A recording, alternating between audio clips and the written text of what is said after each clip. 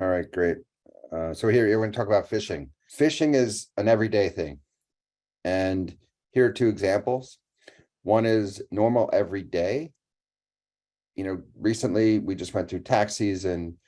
You can imagine a lot of activity for tax accountants and folks in the financial industry, folks who have to file their taxes, which happens to be everyone in the United States to some shape and form. Right. So what does that mean? It really means that, everyone's kind of nervous. No one really likes to file taxes. No one really knows, are you paying or are you receiving a refund? And what does that mean for a cyber criminal? Well, a cyber criminal knows that people are on edge and takes advantage of that opportunity. And in some cases will send them an email and could send them other types of phishing attempts, which we call social engineering, uses that sort of mechanism to coerce someone into doing something they wouldn't think was harmful. On the right, you'll see, it can get a lot more complicated. And this is, like I said, this is regular everyday news. The one on the left, April 13th of this year. The one on the right, April 17th of this year, is nation state attacks. And this is where cybersecurity and learning about cybersecurity comes into play and why it's so important. It's an everyday thing, but it's also a complicated and nation state type of thing as well, right? Where you'll see here, Chinese sponsored hacking group, sort of are using Google tools, and they're readily available. They're not malicious in intent, but a hacker or an attacker, they're using them to coerce someone to do something that they thought might have been normal, but could be, cause harm. And that harm could be deleting servers and messing up infrastructure, could be wiring thousands or hundreds of $1,000s or even millions of dollars to a criminal and a company being unable to receive those funds back. So the point here is cybersecurity is every day, and cybersecurity can be very simple. It also could be very complicated. And here at CyberWarrior, we're here to help you with that. So one form of sort of an attack is business email compromise. And what does that really mean? Well, if we break it down to this conversation, since we're not talking in the business sense per se, if you have email with Google, you have email with Microsoft, you have email with Yahoo.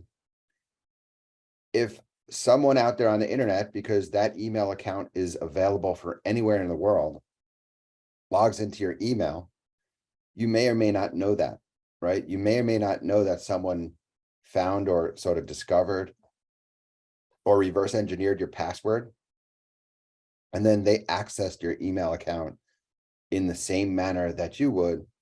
They were able to utilize your email, whether it's to mine your contacts, whether to look at the information that might be in your email box.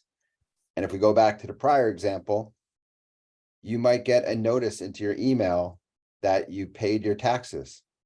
Well, the attacker might not use that information immediately, but somewhere down the road might sort of help to trick you into sending money or divulging other confidential information and make you a victim, or make you, who might be a business user, hence business email compromise, a victim, right? And if you look here on the right, a little sort of description is there were nearly 20,000 business email compromise complaints to the FBI last year.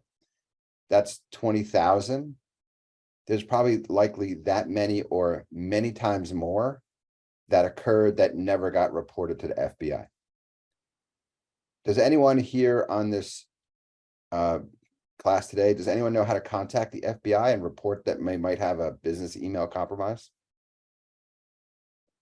So part of our class would be to understand that.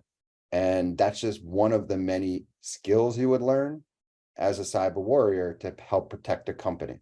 So what is phishing?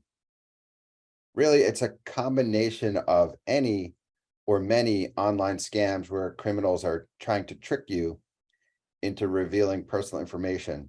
And that could be many different types of personal information. Could be as far as, they sent you a phishing email, captured your username and password, and then they're able to access your Yahoo email box. And for whatever reason, because of some other work you were doing, you might have had a copy of your driver's license in your email, and now they have a copy of your driver's license number. And I'm sure you all could extrapolate that to credit cards, other types of sensitive information, but also might be your contact list. That's a sensitive list, right? How you communicated with your friends, how you communicate with your business confidants, how you created and done work with other people. In the personal sense, it has obviously some risk. In the business sense, it could have a lot of risk. Could deal with a lot of money, could deal with a lot of responsibility. And the intent by the perpetrator or the attacker is really sort of, to take advantage of your trust. And, you can use it in email, you can use it in social media.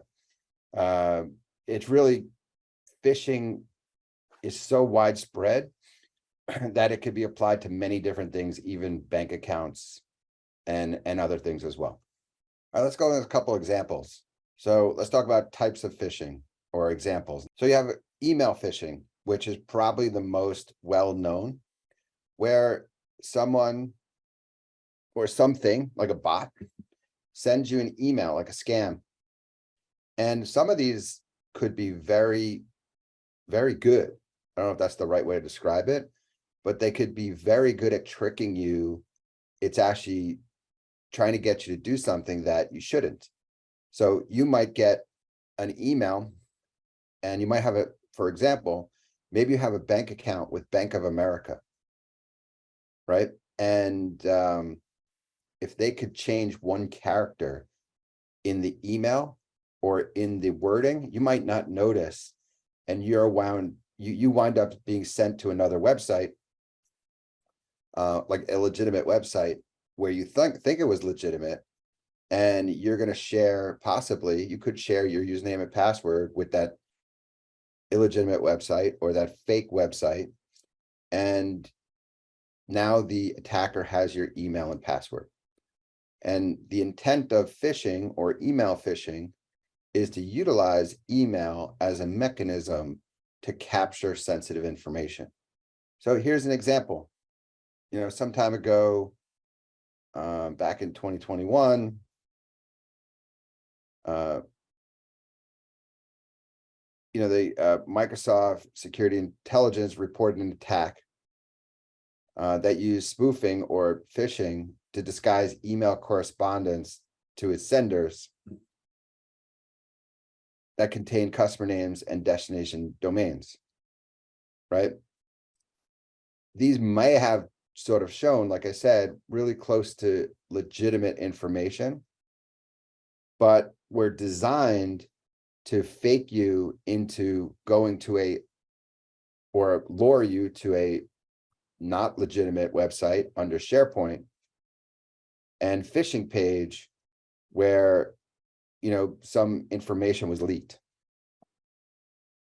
And, you'll see here very on the next sort of section here that says, soon after this issue occurred, the Senate passed a $1 trillion infrastructure bill and detected what's called Inky, another phishing campaign related to the Department of Transportation, where attackers invited recipients or someone who was malicious invited victims, and basically captured their information, right? And so the point here was, much like we described before, it was intended to, look very close to real, but was fake. And in the end, try to trick victims into handing over their Microsoft account credentials. So if you look here in this example, we're talking about very large organizations, Microsoft, the US Department of Transportation, right? Those are very large organizations. You think they would have sophisticated mechanisms to prevent such trickery from occurring. But phishing is an everyday activity, and phishing is something that you can't always automatically defend against, because as soon as you create some mechanism to prevent phishing, a new type of phishing attack or cyber attack could occur. And here's just one example of one. So another type of social engineering or phishing type attack is smishing. And the SM is for SMS, meaning text messages. So what happens here is, much like you would receive a false link to a website or a fake link to a website through email, in this case, you might receive a false link or a false text message, that includes information that lures you into doing something that could be fake, or could be intended to steal your credentials. And the intent, much like phishing, is for the attacker to gain access to your personal information so that they could use it against you sometime in the future. The interesting thing about phishing and vishing and these types of attack is, when you share information with a third party, you might not know, but also you might not see the effects of that right away. There's nothing that says an attacker needs to steal your credentials and then use them 5 minutes afterwards, right? Someone could sit on that information. Someone could share that information with someone else. Other things that could occur, which might throw you off that something is wrong. But the important point here is phishing, email phishing is related to email. Text smishing is related to text email messages. Has anyone on this call ever received a bogus text message? I'm sure you have, right? So the best bet is, if you receive some message that you didn't expect to receive, instead of thinking you won the lottery, most of the times have it checked out by someone or delete it. Because if you receive random links, and especially if those random links are shortened links, it's unlikely that those will win you $1 million, right? It's likely that those are scams, and you want to stay away from that. So here's an example of a smishing cyber attack, right? Some time ago, a website, Security Boulevard, warned in 2021, people receiving bogus text messages as disguised as messages from the US Postal Service, FedEx shipping, and Amazon correspondence related to shipping or loyalty reward notices. These messages that people were receiving looked like they came from the Postal Service, FedEx, or Amazon, but they wound up redirecting people who clicked on the link to a website where possibly their payment card information or other personal data was stolen. So you got to be very careful about random information you receive, especially if it comes from someone you did not expect. You want to double and triple check those things before you move forward. Another example of phishing is spear phishing. And so this is a little bit different from regular phishing. Regular phishing is more broad stroke, where an attacker might send out a ton of the same emails to a lot of people. But in regards to spear phishing, it's really like a targeted attack. And what does that mean is that it's likely the attacker did a little bit more research on the person that they're looking to send that hook, line, and sinker to, and capture them in a phish attack, because they'll maybe look up some of their information that's readily available online, whether that be LinkedIn or Facebook or something else, and they try and craft a specific message. It could be organizations as well. They're trying to craft a specific message to that individual that gets them to take that bait more quickly. And if you go back to the example I provided up front about tax scams, during tax season, someone might get targeted for, maybe they're the CEO of a company, and the reason they're getting targeted is because they're worried about paying their taxes as well. And it's likely the CEO might have more resources to manage. And what the attacker is looking to do is provide a personalized and convincing message to get that CEO or to get that other person to act or share information that might lead that attacker to get more information or money from that victim. So you have phishing, and then you have spear phishing, which is much more targeted. And here's sort of an example. There's a thing called MTIC, which is the Microsoft Threat Intelligence Center, which aggregates a lot of cybersecurity activity. And it discovered, or it heard, has many different ways that it can gather that intelligence that related to voter fraud.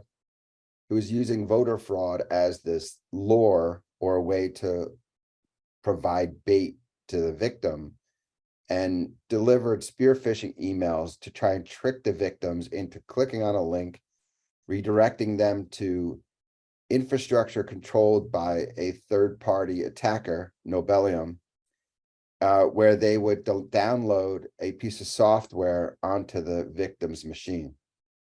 And the intent of possibly downloading software onto someone's computer is to provide a backdoor or other mechanism for some organization to provide, further access or continue their attack into different parts of the organization or a person. And it might not be related to a credit card, but may be related to stealing personal information or other sensitive information of a company. In this case, it was related to what's called APT C36. And when I shared up front, nation state. So some attacking organizations are given APT identifiers like this because they have large amounts of resources, and they're tracked by organizations. But the point here was the links were trying to direct the recipients to a web portal and provide software that would gain access to their computer and access through a back door to their network. And it's pretty common. This kind of stuff happens, right? So this is just another example of a cyber attack, and this is related to what we call spear phishing. In this case, or in a lot of cases, spear phishing happens where if someone knows that someone is a computer administrator or IT administrator of a company, they might try to spear phish them because they have more access than everybody else. And thus, if they're successful, may gain more access to a company's network, and maybe be able to do additional things they weren't able to do. Okay, we talked about phishing and we talked about smishing. Well, the same thing applies to what we call vishing, except the mechanism in vishing is through phone calls or voice, hence the V, right? So we have text, we have email, and now we have voice. And I'm sure, because I receive them all day long, everyone receives bogus phone calls, whether it's on your cell phone or your home phone. The intent there is someone is trying to call you and get you to share information, so they could, cause some other harm, right? So many times you'll see on your home phone, spam callers show up. It's likely they've already been identified, or you might see it on your cell phone. And, sometimes people take those calls, but sometimes they don't. But the intent here on vishing is to use phone calls or voice to provide social engineering attacks. All right, so I'm gonna move along a little bit faster here. And the point of the matter was same thing. Here's another example of how someone used a type of phishing attack. This one was through a phone call to provide a fake incident to get the CEO to act more quickly, right? And in this case, in this story, the company lost 50 million euros, right? So these are real world problems that occur at different levels. And social engineering or phishing is a big problem in cybersecurity. So here's some statistics, right? Some 15 billion spam emails make their way across the internet every single day. 83% of companies have reported experienced phishing attacks. That's a large number, and it's likely higher than the reported number, right? Because I work with many organizations that they don't report them up to other areas where those numbers can get aggregated. But a large number, 83% of organizations have experienced phishing attacks. That is a significant problem. And then if you look at the last stat there, last year, roughly 214,000 plus unique phishing websites were identified. That is a large number, a large surface area of potential security problems for organizations and for individuals. And like I mentioned before, in regards to CyberWarrior, there's many different ways you can get involved to help solve this problem. You might help protect an organization. You might help to block email. You might help to take down some of these websites that might be phishing, right? And then also the end goal is to reduce the number or percentage of organizations, experience phishing attacks. But there's, in the cybersecurity space, there's many different areas where people could be successful. So let's take a look at by impact by industry. The one thing you notice here is that every industry is impacted by cybersecurity. And clearly some of the largest targeted ones would be financial. Why financial? Well, what they have money, that's where criminals will go, right? So, all industries, all companies are affected, some larger than others, but you'll see here that phishing is a very significant problem. So what do? Well, there's part of protecting against phishing is sure having some automated capabilities and anti-spam, anti-phish detection, things of that nature. But emails still get through, right? That 83% number is still valid. So how do you recognize phishing attacks?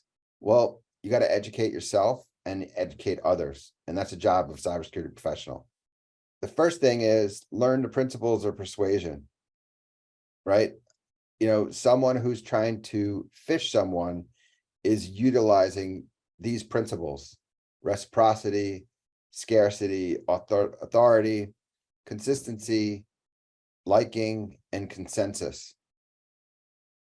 I hear all the time people getting phone calls from somebody from Microsoft calling up to help people with their computer. That's really nice of that person to call and want to help someone to help fix their computer. Well, number one is, how does someone know they got a problem with their computer, right? There's ways to sort of circumvent that and learn a little bit about that individual. But the intent is really to probably either make some money in that case or persuade the individual to do something they shouldn't. But the attacker is using, scarcity, because the person has scarce knowledge about how a computer works. They're probably using liking as a principle to gain sort of trust with this individual. And then they might not be successful in 1 in 100 people, but if they're consistent, maybe they grab 1 out of 100 people and they're able to persuade that individual to divulge some sensitive information or their credit card information. So understanding these principles is important to understanding how to protect yourself against social engineering. Be careful of strange links. And I think I mentioned this earlier about shortened links in SMS. If you receive fake a fake link, right? Be very careful about clicking on links, because once you click on it, you can't go back. And two is, if you've received the link or the email from someone that you didn't expect, you probably shouldn't click on the link, right? And even if you clicked on a link from someone if you really didn't expect that person to share that link, make sure that you understand which website you're going to and what website you're located on before you share any personal information. One way you could sort of inspect that is in an email. You can hover over the link and take a look at where that link is headed before you click on that link to make sure it's safe. Don't fall for general tricks. This is another good sort of principle. hackers are going to use any kind of sort of tactic to gain your trust. They might even try to scare or pressure you into acting quickly. But when someone asks for personal information, it should really make you think twice. So staying calm and taking a moment to think before you act is very important. Check the sender. Scammers are always trying to impersonate others. And the email address that the sender the message is coming from may have 1 or 2 different characters. Make sure you double check that if you receive an email from bankofamerica.com, make sure Bank of America is a real place, right? Not BANCOF America or AMERK. Make sure that spelling is correct. And think about it. If your boss is trying to send you a gift card for $1,000 and it hasn't notified you already, you might want to think twice. You might want to ask your boss if they have sent you this gift card, because 1, it's a good way to have a conversation with your boss about credibility, but 2 is make sure that you really received the right email. Are there any questions thus far? Just from, I'm John Haber, I'm with Secure and the SOC manager over here. And so we deal with this quite frequently with clients. And, the one thing that we notice a lot of in review of the endpoints is, the correct spelling is one thing, punctuation, but another thing is, changing up the ASCII keys to fix a different character style.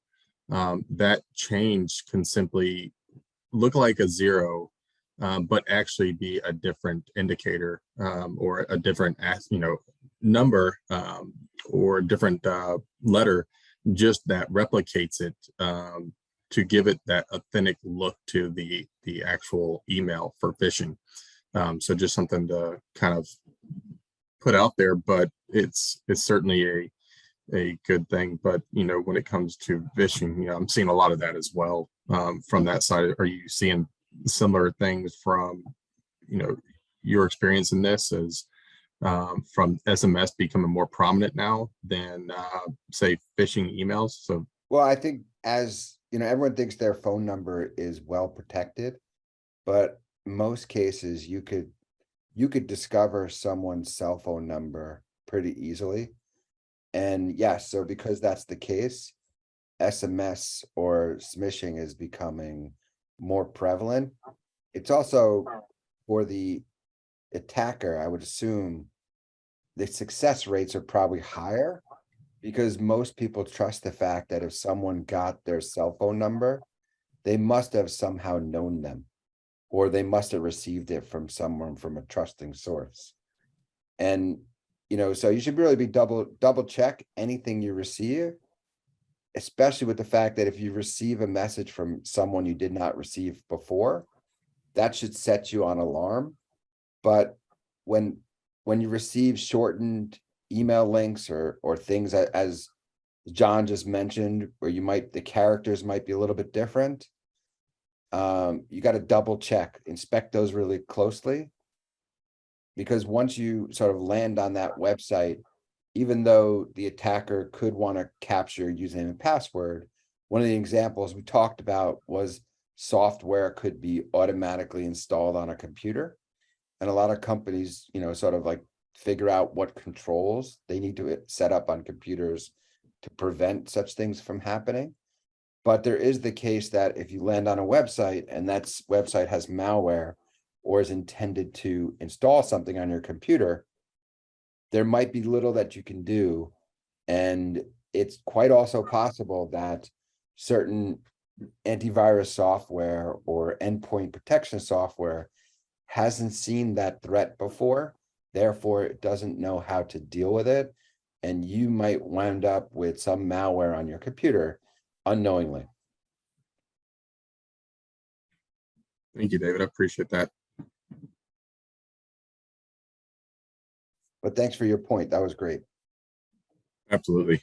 And you're absolutely right to the point when it comes to, clicking those links, VirusTotal, these open source tools, there's instead of opening, copy that link, and just check it. You know, if you're unknown, I think the biggest thing and the point to really bring home is to take that information, verify it before you click on it. And it doesn't matter if it is a trusted source. You don't know what's been compromised, even on your phone. If you did click a link, or you checked out something on a social media site that, you know, Facebook's prominent now with these spoof accounts. And if you click on one of those links, then you've got that information. But you know, in reality, you know, it's always best, regardless of who it comes from, to check and make sure that's a legitimate link these days. That's correct. So there's a tremendous amount of resources available, whether it be free or paid, or a combination of the two. I think CyberWarrior does a good job of training individuals to be good at using those tools to help protect organizations and to prepare, you know, cybersecurity professionals to have a long and healthy career, right? But remember, this is a constantly evolving industry, constantly evolving situation.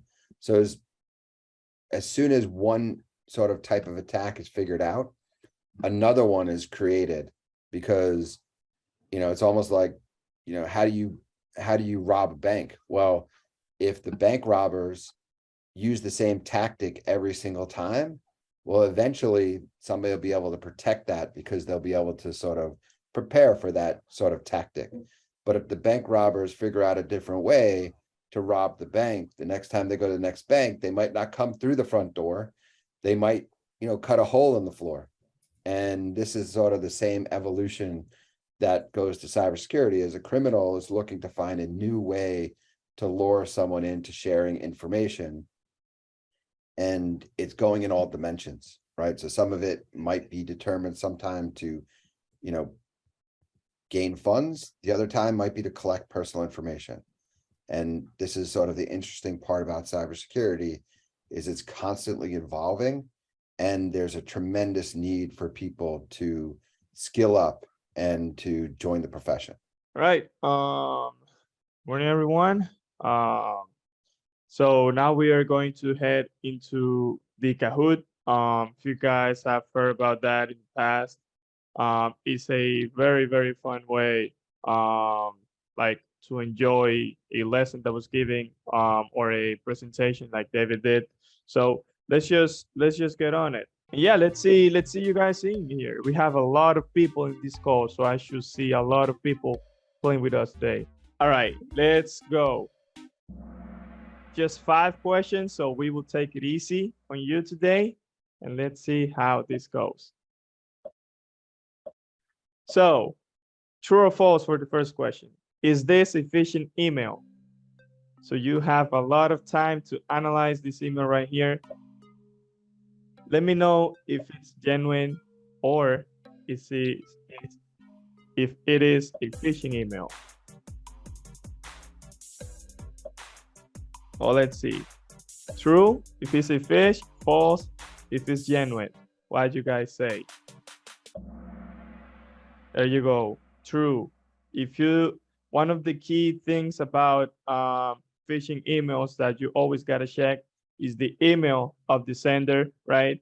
And also check always on those emails for grammarly errors, because on that image you had tons of it. So good job. First question. I see there's the scoreboard. So let's move on to the next question. Multi-select for this one. What are some common characteristics of phishing emails? Right. What kind of things you see in a phish email based on these options?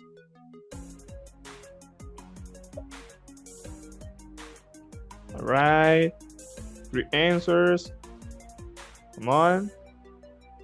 Oh, you have to hit submit once you select the questions, guys. And ooh, nice. We have a tons of people getting it right. So, of course, from here, you gotta have initial sender and attached files, right? And always see on those attached files things like the type of file it is, and also what's the name of the file, because those are key things when you are looking at those. All right. And oh, this is what I love, to see that scoreboard moving up, moving down. It's not how you start, it's how you finish. So next one. What is not a common characteristic of phishing emails? Okay, so last one was common characteristics. This one is what are not common characteristics. And it's just one answer here. Boom. Of course, regular and trust sender. You are never going to see that on a phish email. That's literally the point of it. So, all right. Oh, amen is on fire. Okay, we have two more. So, phishing and social engineering are the same thing. Phishing and social engineering are the same thing. Is that true or is that false?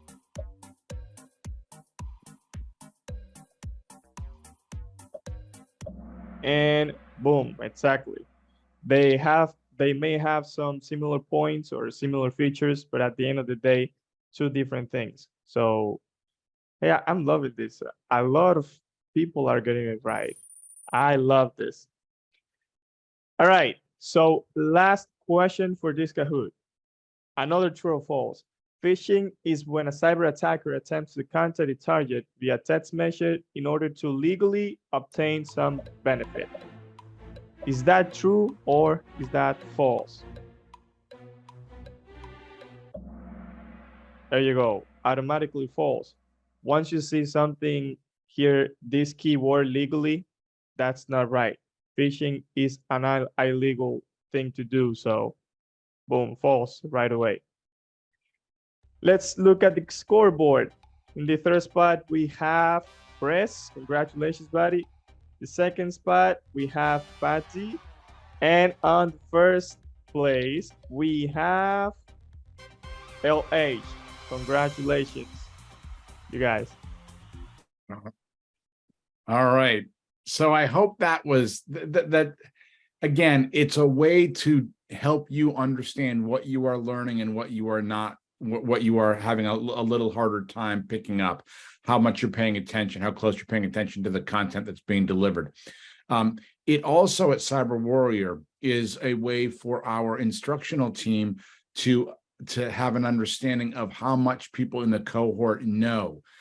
We don't just sit back and let you assess what you think you know and what you don't think you know. We interact with you to make sure that if we see that you're really doing well in a certain area, we give you an attaboy. But if we see that you're struggling with an area, we will approach you in a kind and gentle way, obviously, and saying, hey, you know what, you may want to think about spending a little bit more time on this, or here's another approach to the skill set that may help you wrap your head around learning it. We don't just leave you to understand what you are doing or not understand what you're doing. We really want to be your partner to make sure that you understand the concepts. It is because training is a necessary evil to getting a cybersecurity job. That's just the bottom line. If you could get a cybersecurity job, and if we could help you get a cybersecurity job without any skills, we'd do it, but it's not possible. So we're a training program, but we are also a jobs placement program. We want to fill the skills gap in cybersecurity. We know what the industry is looking for in terms of talent.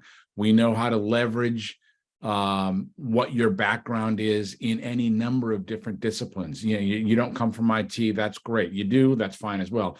But if you come to IT with no experience, that is okay, because our program is designed for people to understand the skills necessary who do not have an IT background.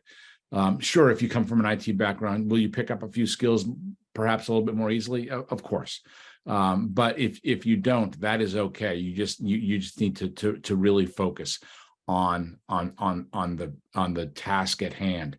And we want to help you understand that, because we want to get you a job. We want to fill the skills gap.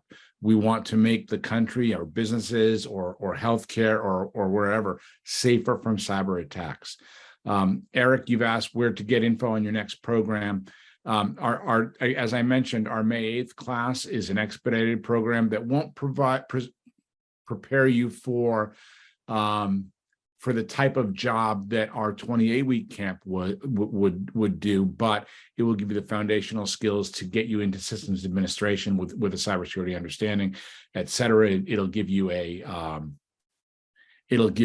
one certification preparation in Security Plus, which is important.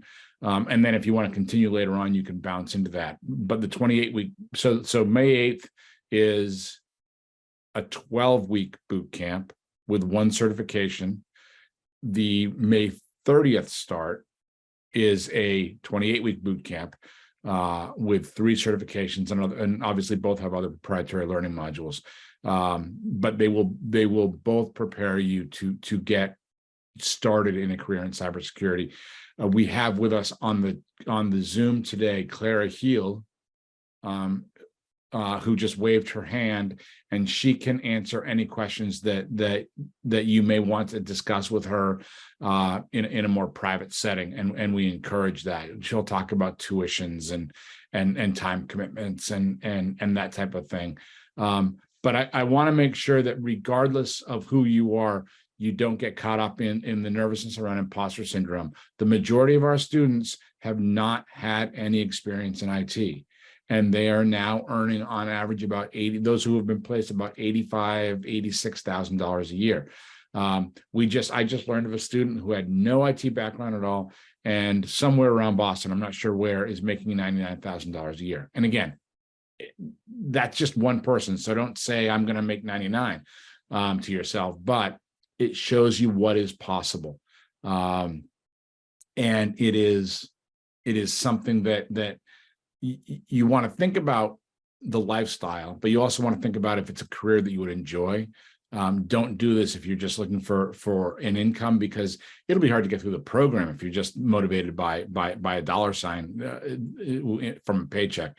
But both are great options, and Clara will help you with that. What other questions do people have? We are starting to lose people, so I want to be aware of people's schedules and time. We also, for those of you who are on this call and are hiring managers, we also train people for hire within a SOC or within a cybersecurity organization, whether it's a enterprise level company or a small MSSP. So if you have questions about how we partner with companies, I'm happy to answer those as well. There are 4.5 million open cybersecurity jobs globally, and about 600,000 to 700,000 open cybersecurity jobs here domestically in the United States.